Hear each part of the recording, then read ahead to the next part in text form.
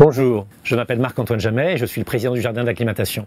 Depuis 1984, notre actionnaire, LVMH, est le gestionnaire de ce parc qui appartient à la ville de Paris. Et cela fait maintenant plus d'une quinzaine d'années que chaque année nous tentons de l'embellir et que nous parvenons, je crois, à vous satisfaire et à vous plaire. C'est la raison pour laquelle, le 26 septembre, lorsque la ville de Paris a renouvelé notre concession pour 25 ans, nous nous sommes posé une question.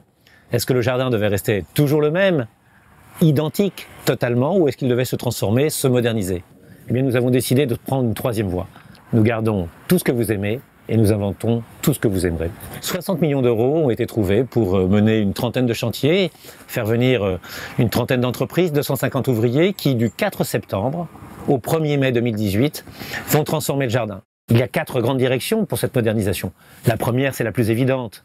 Il fallait que nous changions nos manèges, qu'ils soient plus sûrs, plus amusants, plus drôles, plus nouveaux, différents. 17 attractions nouvelles vont nous rejoindre. Des roller coasters avec des attractions familiales, avec un certain nombre de dimensions qui, aujourd'hui, pour un enfant de 14 ans, sont importantes. Aujourd'hui, pour un enfant de 2 à 4 ans, sont importantes. Aujourd'hui, pour une famille, sont importantes. Et puis, nous allons évidemment transformer le paysage. Le transformer, tout simplement, en le faisant redevenir ce qu'il était au 19e siècle. Nous avons repris le crayon de Barillet-Deschamps, le jardinier, le paysagiste de l'empereur Napoléon III, et nous avons retrouvé le tracé des allées. Nous allons retrouver le plan original, la beauté du site tel qu'il a été envisagé. Troisième modification, elle est importante. Venir au jardin doit être facile. Vous devez préparer votre visite depuis votre ordinateur, chez vous, sur votre téléphone mobile, comme vous le faites pour tant d'autres choses dans la vie. Savoir ce qu'on va dépenser, réserver, préparer, c'est donner du temps pour plus de loisirs, plus de rire, plus de tranquillité. Et puis quatrième chose, le jardin est resté le même. Il faut qu'il reste le même, celui de Marcel Proust, celui d'Anatole France, celui des millions de visiteurs, de nos parents, de nos grands-parents. Mais il sera aussi le parc de demain, le parc de l'avenir. Il fallait nous transformer.